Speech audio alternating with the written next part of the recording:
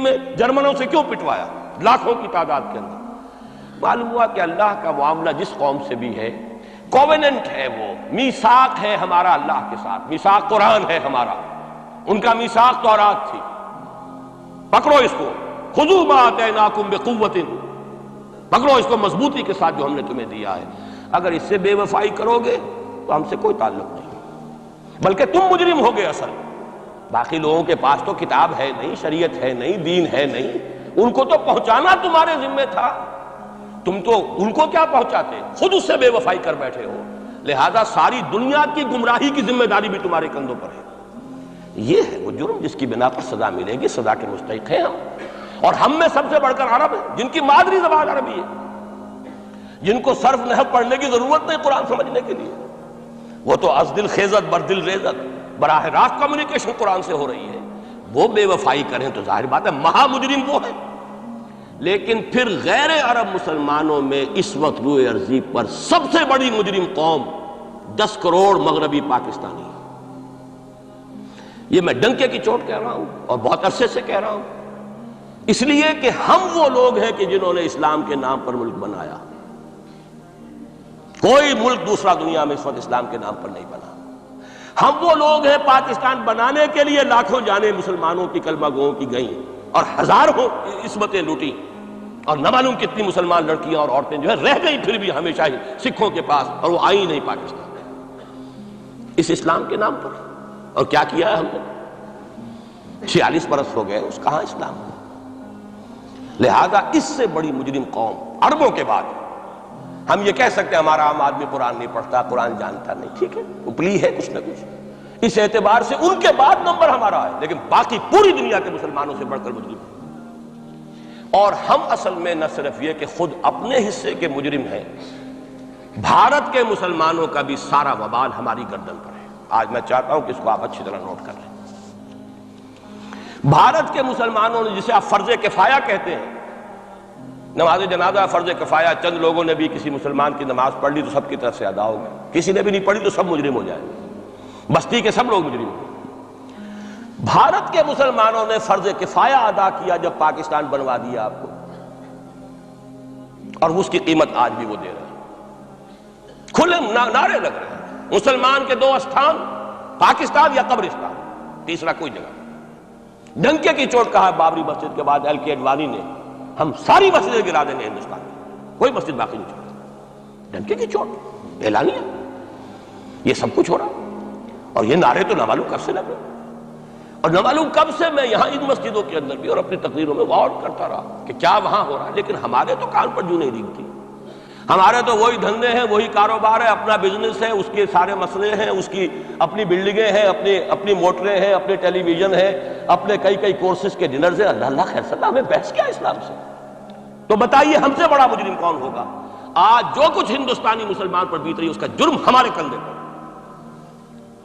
یہ میں جذباتی انداز میں نہیں کہہ رہا، میں تو 2 اور 2 4 کی طرح ثابت کر سکتا ہوں۔ انہوں نے فرض کفایہ ادا کر دیا، اور اس وقت یاد کیجئے مولانا ابوالکلام آزاد، مولانا مدنی، جمعیت علماء ہند کے علماء اپنے تقدس اور اپنے تدین اور اپنے تقوی کے اعتبار سے انکوسچنیبل، کوئی شک و شبہ نہیں ہو سکتا ان کی نیت پر اور ان کے تقوی پر اور کردار پر۔ انہوں نے کیا کہا تھا؟ یہی کہا تھا کہ یہ پاکستان بنا کر تم مسلمانان ہند کو 3 حصوں میں تقسیم کر دو گے۔ 3 میں کہا تھا، 2 میں نہیں، 3 میں۔ حالانکہ بظاہر تو ایک پاکستان بن رہا تھا نا، لیکن یہ مولانا ابوالکلام آزاد کے الفاظ تھے کہ 25 برس سے زیادہ یہ 2 خطے یکجا نہیں رہ سکتے، اور 25 برس کیا 24.25 برس میں ٹوٹ گیا پاکستان، 25 برس پورے نہیں ہوئے، اور ان کے الفاظ تھے یہ کہ 25 برس سے زائد جمع نہیں رہ سکتے، 24.25 برس میں ختم ہو گیا۔ 16 دسمبر 1970 کو پاکستان ختم ہو گیا کہ نہیں ہو 71 کو۔ بہرحال نوٹ کرنے کی بات ہے، انہوں نے، ہم نے کیا کہا تھا؟ میں بھی مسلم لیگی تھا، میں نے بھی نعرے لگائے ہیں، چاہے غیر شعوری دور تھا، ہائی اسکول اسٹوڈنٹ تھا، پاکستان کا مطلب کیا، لا الہ الا اللہ، فلک شگاف نعرے لگائے ہیں، اور نوائے وقت کا پرچہ انتظار کرتے تھے اسٹیشن پر کھڑے ہو کر، حصار ریلوے اسٹیشن کے اوپر، کہ اب گاڑی آئی اور اب نوائے وقت لیا اور پھیل گئے پورے شہر میں اس کو پہنچانے کے لیے۔ ہم کیا کہا کرتے تھے؟ ارے نہیں، 2 طرف سے پاکستان جو ہے مضبوط پاکستان ہوگا، ہندوستان میں کسی ہندو کو جرت ہوگی مسلمان کے لیے کوئی میلی نگاہ سے دیکھنا؟ وہ سارے خواب کہاں گئے؟ وہ تو حرم ہوئے۔ وہ دو طرف کا جفا تھا وہ تو ختم ہوا، اس لیے کہ وہ زنبور تو اب رہا ہی نہیں، وہ تو کھل گئی، نوٹ ہی ختم ہوئی وہ مشرقی پاکستان۔ اور حال یہ ہے کہ آپ کی وزیر اعظم بنگلہ دیش نے یہ بھی پسند نہیں کیا کہ بابری مسجد پر جو بیان تھا وہ نواز شریف صاحب کے ساتھ مشترک بیان دے دیں۔ یہ اشتراک بھی دنیا کے سامنے نہ آ جائے کہ مشرقی پاکستان سابقہ اور اس وقت بنگلہ دیش کی وزیر اعظم اور مغربی پاکستان جو اب وٹ ریمینز آف پاکستان کے تحت صرف پاکستان ہے، اس کے وزراء اعظم نے مشترکہ بیان دے دیا، یہ بھی نہیں آنا چاہیے۔ یہ حال ہے ہمارا۔ حالانکہ بات اپنی جگہ پر کوئی ایسی نہیں تھی، کوئی سیاسی نہیں، ایک مذہبی معاملے کے اوپر اظہار رائے کرنا تھا، انہوں نے کہا نہیں آپ کے ساتھ مشترک بیان نہیں دوں گی، نہیں دیا اس نے۔ تو وہ جو تھا دو طرف سے جب تھا وہ تو سن 71 میں کھل گیا۔ جو ہمارا حال ہے وہ تو ہونا ہی تھا۔ یہ ملک بنا اسلام کے نام پر، اس کا استحکام ہو سکتا تھا تو صرف اسلام کی بنیاد پر ہو سکتا تھا، اسلام سے غداری کی۔ لہذا یہاں تو اب قومیتیں ہیں، یہاں تو اب ایتھنک اور ریجنل اور نہ معلوم کس کس قسم کی اور لنگوسٹک جو ہے نیشنلٹیز ہیں، نیشنلزمز ہیں، وہ جو ایک امت ایک وقت میں بن گئی تھی، ایک قوم مسلم قوم ہندو کے مقابلے کے لیے، وہ تو ختم ہوئی۔ اور حال کیا ہو گیا ہے، اس سے پہلے بھی کبھی کبھی ہندو مسلم فسادات ہوتے تھے۔ کیا سندھ سے مسلمان نہیں پہنچ جاتا تھا وہاں ریلیف کے لیے؟ کیا پنجاب سے اور سرحد سے مسلمان نہیں جاتے تھے؟ بہار نہیں گئے تھے؟ کیا کانپور کی مسجد شہید ہوئی تھی 1915 میں تو پوری ہندوستان سے مسلمان نہیں پہنچ گئے؟ آپ کیا کر رہے ہیں؟ مندر گرا دیے، یہاں بڑی بہادری کا کام کیا، مندر گرا دیے، شرم سے ڈوب مرنے کا مقام ہے۔ یہاں بھی گویا کہ ہم اپنے عمل سے اسلام کی مخالفت کر رہے ہیں۔ اسلام تو اجازت نہیں دیتا، آپ کسی اور کے جرم کی سزا کسی اور شخص کو نہیں دے سکتے۔ ہمارے پاس تو یہ سیکریٹ ٹرسٹ ہیں، یہ لوگ ذمہ وہ اپنے آپ کو منواتے نہیں، لیکن ہمارے تصور سے، اسلام کے تصور سے ذمہ ہے۔ ان کی جان، مال، عزت، آبرو، ان کی عبادت گاہوں کی حفاظت کا ذمہ ہے ہمارا۔ ایک بڑی بہادری کی ہے، ذرا سوچئے تو صحیح کیا دنیا نے سوچا ہوگا، اور نتیجہ کیا نکلا؟ اگر کسی درجے میں بھی بابری مسجد کی شہادت پر کوئی دنیا میں کوئی رائے عامہ ہو سکتی تھی کوئی ہندوستان کے خلاف، ختم ہو گئی۔ جو انہوں نے کیا 10 گنا تم نے کر لیا۔ انہوں نے ایک مسجد گرائی ہے، تم نے اتنے 100 کہتے ہیں، پتہ نہیں مجھے تو معلوم نہیں 100 گرائے کتنے گرائے ہیں، بہرحال جتنے مندر تھے تم نے گرا دیے۔ فرق کیا ہے؟ ایک کردار ہے تمہارا، ایک ہی تمہارا اخلاق ہے، ایک ہی تمہارا معیار ہے، کوئی فرق ہی نہیں۔ بلکہ وہاں تو کم سے کم یہ تو رہا ہے، دنیا کی آنکھوں میں دھول ڈالنے کے لیے کم سے کم یہ کہ فارن منسٹری جو ہے اس نے ڈیزائن کیا، ہم نے مان لیا کہ ہم نہیں کر سکے، ہم مجبور ہیں، حالانکہ سب ان کی اجازت سے ہوا ہے، بلکہ ان کی ملی بھگت سے ہوا ہے۔ لیکن یہ کہ کلیان سنگھ نے فوراً استعفیٰ دے دیا، منسٹری ختم۔ پھر وہ بھارت کی مرکزی حکومت نے اور بھی پارٹیز کو بھی بین کر دیا، اور اس کے بعد یہ ہے کہ انہوں نے حکومتیں بھی 3 اور صوبوں کی توڑ دی۔ وہ تو سرخرو ہو گئے پوری دنیا کی جو رائے عامہ ہے، ہم اس کے سوا کیا کر سکتے ہیں؟ ہمارا ایک دستور ہے، دستور میں جو بھی صوبائی حکومت ہوتی ہے اس کی اجازت کے بغیر ہم فوج بھیج نہیں سکتے۔ وہاں پہ صوبائی حکومت تھی، اس نے ہمیں یقین دہانی کرائی تھی، سپریم کورٹ کو بھی یقین دہانی کرا دی تھی کہ مسجد کو کچھ نہیں ہوگا، تو ہم تو اس کے اوپر ڈیپینڈ کر رہے تھے۔ ہے سب جھوٹ، سب کو پتا تھا جو کچھ ہوگا، اندر خانے ملی بھگت تھی۔ لیکن یہ ہے کہ کم سے کم انہوں نے فیس سیونگ کے لیے ان کے پاس مواد موجود ہے، آپ کے پاس تو وہ بھی نہیں۔ آپ کے تو اخبارات نے لکھا ہے کہ کارپوریشنز کے ٹریکٹرز جو ہیں گئے ہیں گرانے کے لیے، اور وزراء جو ہیں، ایک وزیر کا نادر پرویز کا تو نام آیا ہے، اخبار میں خبر تھی، ہم نے بھی پڑھی تھی، فوٹو بھی دیکھا تھا کہ وہ خود ہاتھ میں پھاوڑا لے کر جو ہے وہ مندر گرانے کے لیے چلے۔ یہ جو صورتحال ہے جان لیجئے، اس وقت میں آپ کو بتانا چاہتا ہوں، ہندوستان کے مسلمان پر تو جو قیامت بیت رہی ہے۔ میں نے اپنا ایک تاثر کچھ عرصے پہلے یہاں شاید بیان کیا تھا، رہا ہے میرا تاثر، اور وہ ہے اصل میں وہ لاسٹ سپر جو ہے انجیل میں جس کا تذکرہ ہے حضرت مسیح علیہ السلام نے جو آخری کھانا رفع سماوی سے قبل کھایا ہے اس باغ میں جہاں روپوش تھے اپنے حواریین کے ساتھ۔ تو اس میں یہ الفاظ آئے ہیں، میں نہیں جانتا صحیح ہیں غلط ہیں، وہ ایک علیحدہ بات ہے کہ آپ نے وہ روٹی توڑی اور کہا کھاؤ، eat and this is my flesh, یہ میرا گوشت ہے، کھاؤ۔ اور اس کو کہتے ہیں وائن، کوئی مشروب ہوگا جو بھی ہوگا، ڈالا کہ پیو، drink and this is my blood. میرا احساس ہمیشہ یہ رہا ہے، اس کے بعد کچھ ماند پڑ گیا جب یہاں مسلمان نے یہاں مارا ہے اور کچلا ہے اور زندہ آگ میں جلایا، پھر بات ختم ہو گئی، میرے دل کے اوپر سے وہ احساس ختم ہو گیا۔ وہاں ہندو کے ہاتھوں جب مسلمان کے ساتھ یہ کچھ ہوتا تھا تو پھر جب میں کھانا کھاتا تھا محسوس کرتا تھا کہ میں ہندوستانی مسلمان کا گوشت کھا رہا ہوں اور ہندوستانی مسلمان کا خون پی رہا ہوں۔ یہ ہمیں عیش جو یہاں حاصل ہے، جو آرام حاصل ہے، جو ہمیں یہاں پر سہولتیں حاصل ہیں، جو معاشی اس کی کاسٹ پر ہے۔ اس نے آپ کو یہ ملک لے کر دیا اور آج تک اس کی قیمت ادا کر رہا ہے، اور ہم جو ہے عیش کر رہے ہیں، گل چھرے اڑا رہے ہیں۔ یہاں جس کے پاس 2 پیسے ہو گئے برقع اتار کے اس نے پھینک دیا، یہ معلوم ہوتا ہے کہ یہ تو مفلسی کو چھپانے کا ذریعہ تھا۔ 4 پیسے ہوں، اچھے کپڑے پہنے ہوئے ہوں، میک اپ صحیح کیا ہوا ہو، تو پھر برقعے کی کیا ضرورت ہے؟ اور میں نے شاید سنا ہے آپ کو، مجھ سے تو چند لڑکیوں نے یہ الفاظ کہے باقاعدہ۔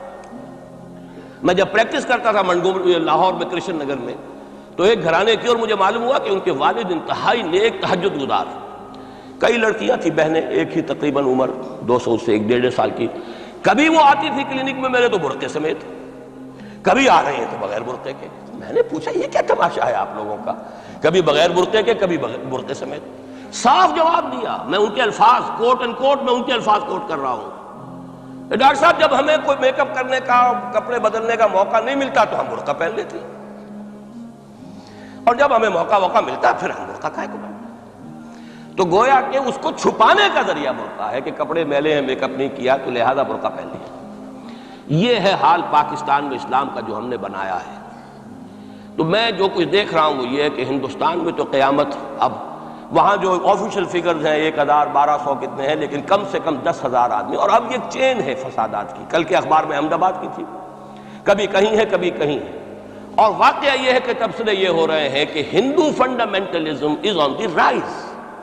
یہ جو کچھ ہوا ہے، جتنا بھی اس کے اندر ان کو گرایا گیا ہے، ان کی حکومتیں گرائی گئی ہیں، اس سے انہیں تقویت حاصل ہوگی۔ They are getting stronger and stronger.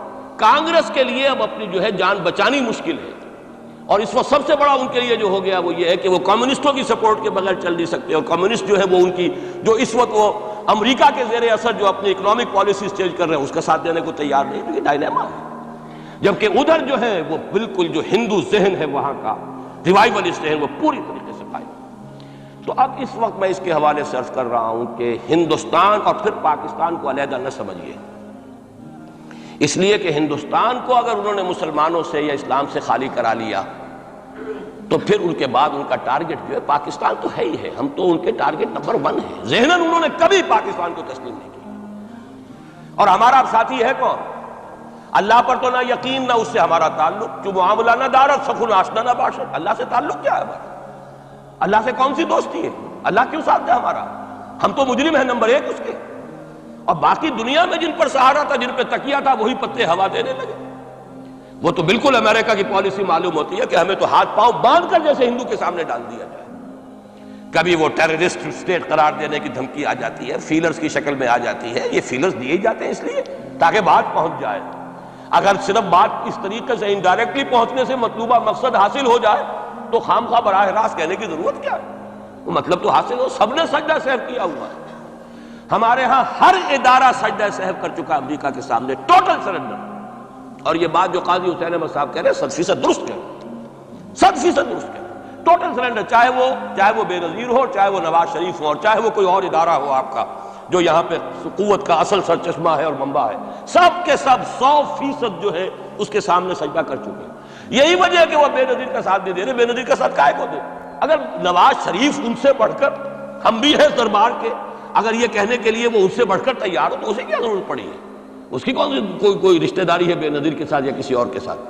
ہاں اگر نواز شریف کہیں کسی جگہ پر بھی کوئی اپنے پاؤں کو گھسیٹتا، ڈریگ کرتا اپنے فیٹ کو، کہیں کوئی رکاوٹ ڈالتا، پھر ٹھیک ہے، پھر اس کو آلٹرنیٹ لانے کے لیے تو کوئی ہے نہ کوئی سوال۔ لیکن جب وہ ان سے بڑھ کر نیاز مند ہو، ان سے زیادہ بڑھ کر سجدہ کرنے کو تیار ہو، ان سے بڑھ کر کہیں ہم شریعت کورٹ ہی کو اٹھا کے پھینک دیں گے اگر سود کا معاملہ جو ہے شریعت کورٹ کے حوالے سے ہمارے لیے مصیبت بنا، سود تو دیں گے، چلے گا، لائیے خدا کے لیے لائیے، پیسہ لے کے آئیے، ہمارے ملک میں آئیے، پیسہ لگائیے۔ اور یہ سود وود کا یہ کوئی مولوی لوگ ہیں پاگل جو کہتے ہیں کہ یہ کوئی حرام ہے، اور کوئی پاگل ہمارے شاید وہ کورٹ والے بیٹھے ہوئے تھے جنہوں نے اسے کہہ دیا کہ بینک انٹرسٹ بھی جو ہے ربا ہے۔ باقی آپ ہم سے کوئی ڈر نہ رکھیے، میرے اسلام کو اب قصہ ماضی سمجھو، ہنس کے وہ مس بولی کہ پھر مجھ کو بھی راضی سمجھو۔ سیدھی بات ہے، جھگڑا تو اسلام سے تمہارے سے تو نہیں، نہ بے نظیر سے جھگڑا ہے اور نہ نواز شریف سے جھگڑا ہے، جھگڑا اسلام سے۔ اس حوالے سے بہت برا وقت آ رہا ہے، اور اس میں ایک پہلو میں اور چاہتا ہوں کہ آپ حضرات کے سامنے بیان کر دوں۔ پوری دنیا میں تو فنڈامنٹلسٹ مشہور ہو گیا مسلمان، پوری دنیا کا ذرائع ابلاغ لگے ہوئے۔ اصل فنڈامنٹلزم جو ہے، بلکہ 2 باتیں عرض کر دوں، ریشزم پوری دنیا میں بدنام، گالی، اور اصل ریسسٹ ملک اسرائیل، اسے کوئی کچھ نہیں کہتا، اس لیے کہ وہ مذہبی ریاست نہیں ہے، وہ تو بلکہ یہودیت ہے ہی نسلی مذہب۔ ساؤتھ افریقہ کیا ہوگا، کوئی نسل پرست قوم یا نسل پرست ملک؟ وہ تو کچھ بھی نہیں تھا۔ اصل جو نسل پرست ہے وہ تو یہودی ہے، انہیں کوئی کچھ نہیں کہہ رہا۔ ریسسٹ وہ فنڈامنٹلزم اصل جو چلا ہے وہ ہندوستان میں چلا ہے، بدنام پوری دنیا میں مسلمان ہو گیا۔ لیکن اب اس کا میں بلیم نہ امریکہ کو دے سکتا ہوں نہ کسی اور کو، یہ تو اے باد صبا ہی ہم آمدہ توستی، ہمارا اپنا کیا دھرا ہے۔ میں آپ کو ایک حوالے سے بتا دینا چاہتا ہوں، ہمارے ہاں علامہ مشرقی اٹھے، چپ راس چپ چپ راس چپ اور بیل چاپ پورے ہندوستان کو دہلا دیا، دہل گئی زمین ہندوستان کی، راس کماری سے لے کے درہ خیبر تک۔ اور بڑے بڑے نوٹیبلز، یہ تحریک اتنی عظیم تھی، اتنی آرگنائز تھی۔ آپ کو معلوم ہے یہ تالپور برادران جو ہے، دونوں بھائی جو تھے، یہ خاکسار تھے، بڑے بڑے لوگ، سندھ میں، فرنٹیئر میں، پنجاب میں، ہر جگہ پر، اور ایسی زبردست آرگنائزیشن، بالکل ملٹری والی، ان کے سارے قواعد ملٹری کے۔ لیکن ہوا کیا؟ آر ایس ایس 1925 میں قائم ہوئی ہے، اسی کے رد عمل میں۔ ہندو سویا ہوا تھا، انہوں نے دیکھا یہ مسئلہ اٹھ گیا ہے، اور اتنا زبردست اٹھ گیا ہے، زور شور کے ساتھ اٹھ گیا ہے، اس کی چپراس جو ہے وہ زمین جو ہے لرز رہی ہے، اس سے تو اٹھنا پڑے گا نا۔ لہذا باقاعدہ جو آر ایس ایس 1925 میں قائم ہوئی ہے، اسی کے رد عمل میں، اور اس مقصد کے ساتھ، ڈکلیئرڈ مقصد، ہندوؤں کو متحد کیا جائے تاکہ وہ بھرپور طریقے سے مسلمانوں کا مقابلہ کر سکیں۔ ہندو واد آن دی ڈیفینسو۔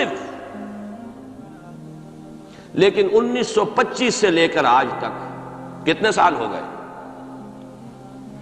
67 برس تک ایک جماعت کا حوصلہ دیکھیے، اس کا ظرف دیکھیے، آج تک سیاست میں حصہ نہیں،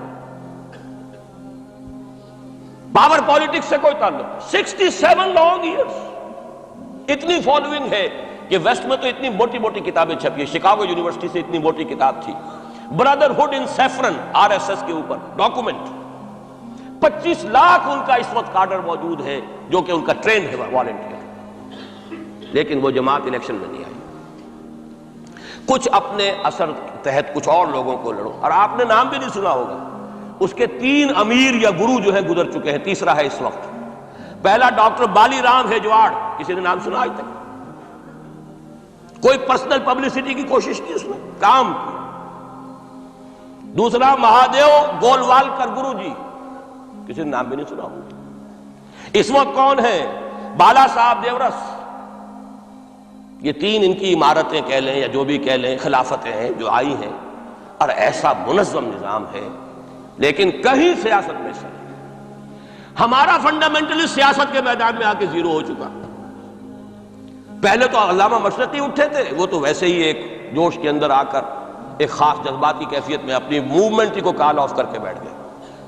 10 لاکھ آدمی، غالباً 10 لاکھ کی فگر تھی، 10 لاکھ یا 1 لاکھ جتنے بھی تھے، میں فگر کے بارے میں نہیں کہہ سکتا، دلی میں جمع نہیں ہوں گے تو میں پارٹی کو ڈسبینڈ کر دوں۔ وہ چند افراد کی کمی رہ گئی تھی اس فگر سے، تو اسی غصے میں آ کر پارٹی ڈسبینڈ، ختم۔ اب وہ خاکسار ہمارے ہاں تو رہ گئے، کبھی کسی خاص سیریمنی کے موقع پر کچھ سلامی دینے کے لیے چپراس کرتے آ جاتے ہیں بیچارے، وہ ان کے تو کوئی نام و نشان بس اس معنی میں ہے کہیں، اللہ اللہ خیر۔ اصل فنڈامنٹلسٹ آرگنائزیشن جماعت اسلامی ابھری، لیکن اس نے پاکستان میں آدمی پاور پالیٹکس کے اس میں اندر اپنے آپ کو دفن کر کے زیرو کر دیا۔ وہاں یہ معاملہ چلتا ہے، یہ ہے اصل میں جو فرق آپ کو سمجھنا چاہیے۔ یہ 1925، یہ جو دوسری جماعتیں ہیں، وی ایچ پی ہے، وشوا ہندو پریشد، یہ اس کی ایک ذیلی تنظیم ہے، جیسے جماعت اسلامی کی ذیلی تنظیمیں ہیں اسی طرح کی ذیلی تنظیم ہے۔ آر ایس ایس خود کبھی نہیں آئی پالیٹکس میں، اور 2 مرتبہ تاریخ میں اس کو بین کیا جا چکا ہے ہندوستان میں، چونکہ آر ایس ایس کا آدمی تھا جس نے گاندھی کو ایسیسینیٹ کیا تھا 1948 میں، دی پارٹی واز بین۔ اس کے بعد جب اندرا گاندھی کا دور آیا ہے وہ ایمرجنسی کا، اس میں بھی پارٹیز اس نے بین کی تھی، آر ایس ایس بھی بین ہوئی ہے، لیکن ہر مرتبہ پہلے سے زیادہ ابھر کر آئی ہے۔ اور آج یہ سب کے سب وی ایچ پی والے، بی جے پی والے، یہ سب در حقیقت آر ایس ایس کے آدمی، اور یہ ان کا ڈکلیئرڈ ایم اب بن چکا ہے، اور حالات جو ہیں ہم اس سزا کے بالکل مستحق ہو چکے ہیں۔ اسیاں سے کبھی ہم نے کنارہ نہ کیا، لیکن تیری رحمت نے گوارا نہ کیا۔ یہ تو ہو سکتا ہے اب بھی ہم اسی اللہ کی رحمت پر تو ادھار کھا سکتے ہیں، لیکن واقعہ یہ ہے کہ ہم اس سزا کے بالکل مجرم ہو چکے ہیں اور مستحق بن چکے ہیں، اور نظر یہ آ رہا ہے کہ اب حالات ہمارے لیے زیادہ سے زیادہ پیچیدہ سے پیچیدہ، مشکل سے مشکل اور زیادہ سے زیادہ جو ہے گمبھیر ہوتے چلے جا رہے ہیں۔ بھارت میں ہندو فنڈامنٹلزم بڑی تیزی کے ساتھ ایک طوفانی شکل کے اندر آیا، اور بھارت میں تو مسلمان تنظیم کوئی ہے ہی نہیں۔ آپ کے شاید علم میں آیا 2 جماعتیں بین کر دی، جماعت اسلامی بین۔ جماعت اسلامی بھارت کی جو اصل جماعت ہے وہ تو ایک علمی کام کرنے والی، دعوتی کام کرنے والی، قرآن مجید کے تراجم شائع کی سیاست میں تو ہے ہی نہیں ہوا، لیکن یہ کہ اس کا اور سوال ہی پیدا نہیں ہوتا ٹیررزم کا یا کسی درجے میں بھی کوئی اس طرح کی ایکٹیویٹی جماعت اسلامی۔ لیکن وہ ہے نا کہ وہ ترازو کا ایک پلڑا اگر ادھر 3 کو بین کیا تو ادھر بھی 2 تو ہوں کم سے کم، وہ جماعت اسلامی بین ہو۔ ہاں کشمیر میں جماعت اسلامی کا ایک رول ہے، لیکن کشمیر کی جماعت اسلامی علیحدہ جماعت اسلامی ہے، وہ ہندوستان کی جماعت اسلامی سے اس کا تعلق نہیں ہے۔ جیسے پاکستان کی جماعت اسلامی، مشرقی پاکستان یا بنگلہ دیش کی جماعت اسلامی، ہندوستان کی جماعت اسلامی اور کشمیر کی یہ 4 علیحدہ ہیں بالکل، ان کا آپس میں تنظیمی رابطہ کوئی نہیں۔ کشمیر کی جماعت اسلامی یقیناً ہے، اور یہ سمجھتا ہوں میں، اور یہ صحیح بات ہے، بعض تبصرہ نگاروں نے لکھی بھی ہے کہ اصل میں اس وار سے انہوں نے کشمیر کے مسئلے میں جب یہ بین کیا ہے وہاں کی 3 ہندو جماعتوں کو، تو اس کے ساتھ ہی 2 مسلمانوں کو ایک لپیٹ میں لے کر پارٹیز کو، تو کشمیر میں جو جماعت اسلامی چونکہ ابھی تک وہ بینڈ نہیں تھی، اور جماعت اسلامی کا آرگنائزیشنل جو ہے بیکنگ مل رہی تھی حزب المجاہدین کو، جو وہاں پر جو بھی اس وقت جو جد و جہد کر رہی ہے، لہذا اس کو کمزور کرنے کے لیے کیا ہے۔ لیکن یہ کہ ہندوستان میں کوئی مسلمانوں کی لیڈرشپ ہے ہی نہیں، سارے قائدین تو پاکستان بنا کے پاکستان آ گئے تھے، رہ تو گئے تھے وہاں پہ وہی جمعیت علماء ہند کے لوگ، اس وقت بھی سنبھالا ہے تو انہوں نے سنبھالا ہے، مولانا حفظ الرحمان سہاروی نے سنبھالا ہے، مولانا ابوالکلام آزاد نے کچھ سنبھالا دیا جتنا بھی دے سکے، باقی مسلم لیگی تو سبھی آ گئے تھے، وہاں سے رہ کون گیا تھا؟ لے دے کر مدراس میں کوئی 1-2 اور کیرالہ کے اندر، کیرالہ میں البتہ یہ کہ راشٹریہ سیوک سنگھ کے مقابلے میں مسلم سیوک سنگھ قائم کیا گیا، اور وہ کام بہت اچھا کر رہے تھے، لیکن یہ کہ